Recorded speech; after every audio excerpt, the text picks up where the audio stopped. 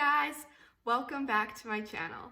If you are new, my name is Savannah, and in today's video, I am going to be sharing all my tips and tricks on how you can survive pregnancy as a pet groomer.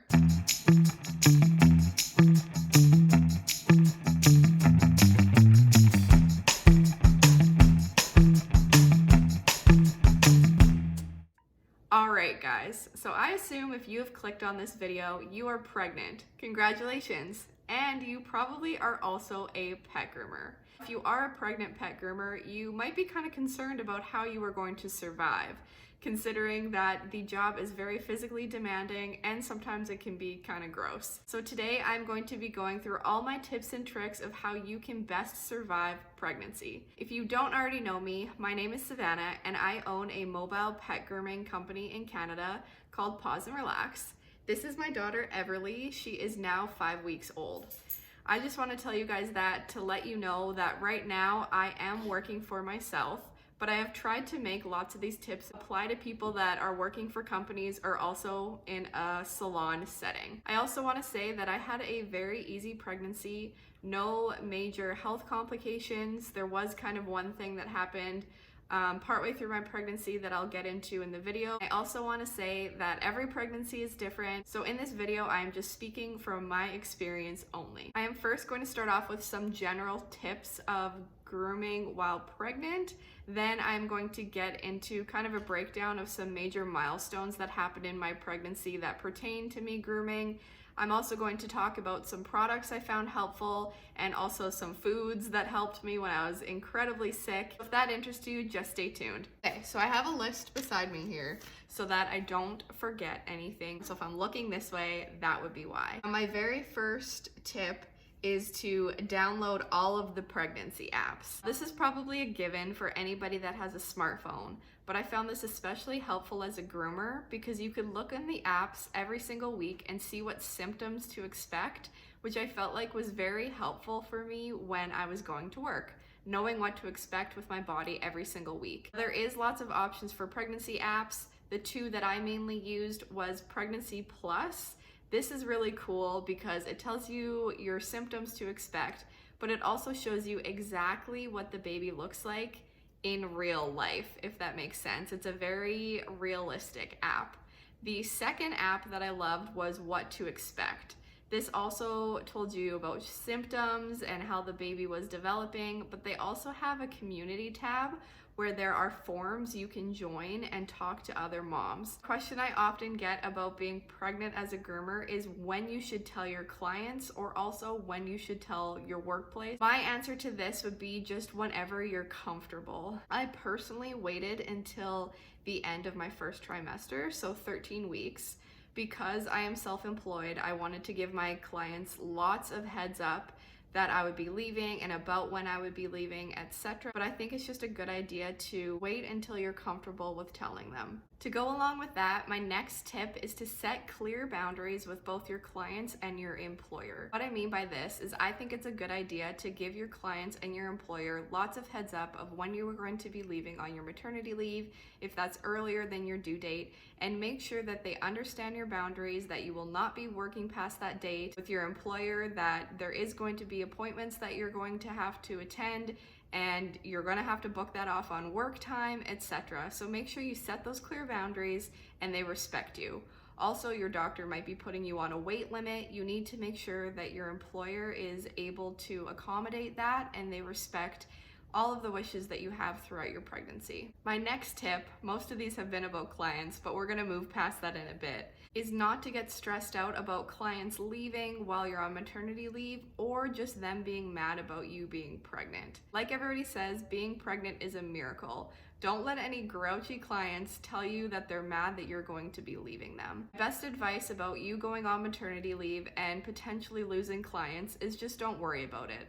There's lots of dogs. The clients that are meant to come back to you will, your loyal clients will come back to you, and when you do go on maternity leave, make sure that you have a fill-in or somebody to refer them to that you trust and also keep in contact with your clients while you're on maternity leave. Check in here or there, send them a text when your baby is born, and another thing that I think works very well is just having social media. Encourage them to follow you on social media before you go on maternity leave. So on there you can do lots of updates about when you're coming back, updates about you and baby, who doesn't love to see baby pictures, and just keep in contact with them that way. But the biggest message is just don't worry about it. The clients that are meant to come back to you once you come back to work, they will. My next tip is to book off of work for maternity leave earlier than you think you even want to. Why this is a tip of mine is because if you've never been pregnant before, you don't know what the end of your pregnancy is going to be like. Maybe you are going to have a health complication that's going to make you go off of work early. So this is why I recommend you tell your clients and your employer a date earlier than you actually think. And then when that rolls around, your employer isn't going to be unhappy if you want to stay another week or two because you're actually feeling good. I think this tip might help reduce your stress level at the end of your pregnancy, knowing that you have a little bit of leeway of when you go off. To go along with my last point, something that I thought of that could be helpful while you are a pregnant groomer is to have flex days every single month. What I mean by this is to have a day off every month that is other than your normal days off. So say you have Saturdays and Sundays off, maybe one day a month you could have a Monday off. What I find this flex day could be helpful for is A, booking your doctor's appointments, or B, if you have a sick day, then you have that flex day that you could move dogs to. And I feel like the flex day could just help prevent a lot of stress. My next tip is to book all of your OB appointments in advance. This is going to totally depend where you live and if you're going to an OB or a midwife or how your doctor works your appointments. But where I am, my OB in the beginning, I was going for appointments every 4 weeks. And then closer to the end of my pregnancy, I was going every 2 weeks. And then very close to my due date, I was going weekly. If you are someone like me that books out dogs 8 weeks in advance, I found it very helpful to just book all of my appointments that I would need up until I was due. I didn't have to worry about squishing my doctor's appointments in between dogs or moving dogs around, etc. I always knew when my doctor's appointments were going to be, and I could schedule my clients around that. My next tip is not to take comments or advice personal. I found so many clients giving me unsolicited advice and comments that I just learned to ignore them. Now, lots of them were very well-meaning, but some of them actually weren't. It was just selfish comments about how they were upset about me leaving. I know this can be easier said than done, but try not to take any of those comments to heart. People just don't understand, and it's your pregnancy, it's your baby, you do whatever you want to do. My next tip is to be very transparent with your doctor about your job and ask lots of questions.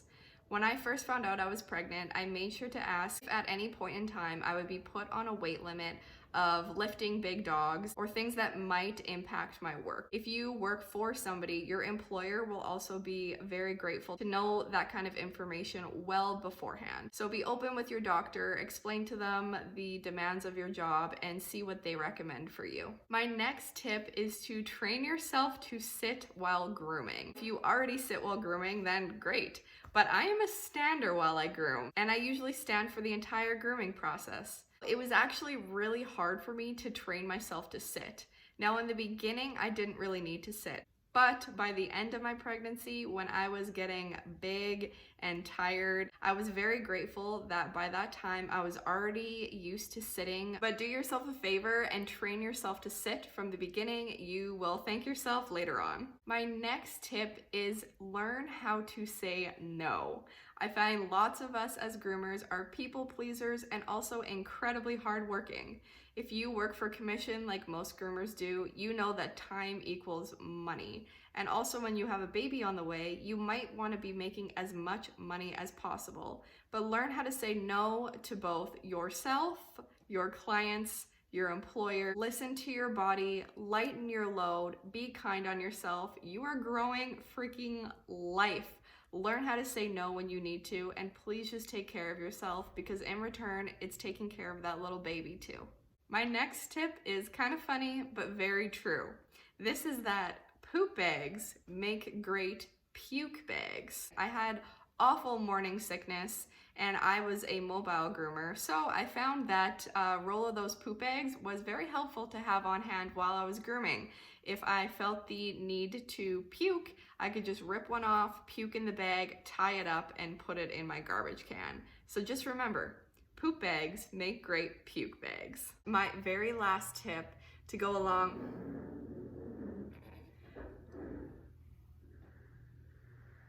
One more thing that I just thought of that is very just like personal to me. Maybe you want to do this, maybe you don't. But I actually bought a journal. This one says follow your dreams. And I documented and wrote to my daughter every single week in this journal. You can do this with specific pregnancy journals, but I just wanted to be able to write my own thing in here. So every single week I wrote to her. I also like to draw, so I did lots of like doodling on pages and whatnot. And then at the very end of the book, I have lots of blank pages. I'm actually still working on her birth story, writing to her what happened when she was born. I've got lots of blank pages that I'm just gonna print out and paste in some pictures of my pregnancy and when she was first born, etc. So this is totally just something that I like to do. I love journaling. I'm also very creative, and I just found it as a really cool way to connect with her while I was pregnant. Also, I forgot to mention that once I became pregnant, it was no longer an option for me to skip lunch like many of us groomers do, both because I needed to get in the daily calories, but also because even past me having that morning sickness in the beginning, the only thing that kept the nausea away is to constantly be snacking. So I brought lots of healthy snacks with me, and I had to eat lunch and drink a ton of water. Okay, so now I want to get into my personal pregnancy timeline. These are just a few kind of key points in my pregnancy I want to bring up and how they pertain to grooming and how I dealt with those things. I mentioned that I had really bad morning sickness. I was sick. Looking back in my pregnancy journal, I can see exactly when I was sick. I was sick from about 6 to 12 weeks, I would say into kind of week 13 as well. Incredibly sick. Couldn't get through my work days, so nauseous, puking nonstop. But I do have to say I never had to be hospitalized, so I'm very, very, very grateful for that, because I know some people have certain conditions where they need to be hospitalized. So having the morning sickness did affect my work, but actually at the peak of my morning sickness, from about 8 weeks to the 13 weeks, was where COVID first hit where I lived and everything went on lockdown. So I decided just to close my business and stay at home. So very luckily for me, I was able to stay home for most of my morning sickness and just rest. The next point in my pregnancy I wrote down was at 19 weeks is when I first started to feel her kick. At 5 months, I started getting very dizzy. I will also mention this was summertime when I was pregnant at 5 months, and I also work in a van where it gets very hot in there sometimes. Now, this is very common with pregnant people because at this point in pregnancy, your blood pressure is low. So I had to deal with that. So that was super fun. I spent some days alternating between grooming dogs and also having my head between my legs on the floor of my grooming van. Really not fun. At the start of my 3rd trimester, I was put on a weight limit. The weight limit for me, I didn't take on any dogs over like 20 pounds-ish. At 27 weeks, I actually had a cyst that was unrelated to pregnancy that bothered me, and I had to get drained, and I was off work for about 2-ish weeks because of this. So going back to kind of talking about how at some point in time you might need time off, you might want to have some of those flex days. I obviously didn't have enough flex days to cover this, but not a fun time, in and out of the hospital. And I will say getting this cyst drained was more painful than labor. That's all I gotta say. So crossing my fingers, it never comes back.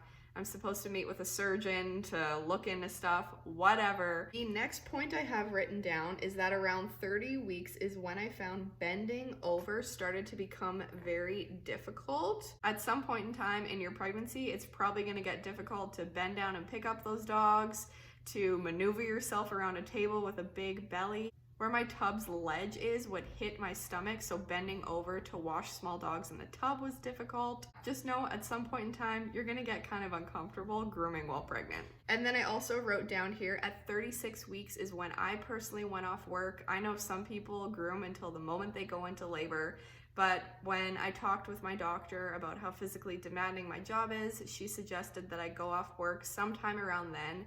So I went off at 36 weeks. I am very happy I did. I spent the weeks up to Everly being born, just nesting, cleaning our house top to bottom, and getting lots of stuff done that I wanted to. So I'm very happy that I took off all of that time. Quickly, I want to go through some products that I found were helpful for me during pregnancy as a dog groomer. The first one is a good set of shoes. I will link the ones that I wear down below. They are Skechers work shoes in a really cute dog print. The next product that I recommend to go along with a good pair of work shoes is some compression socks.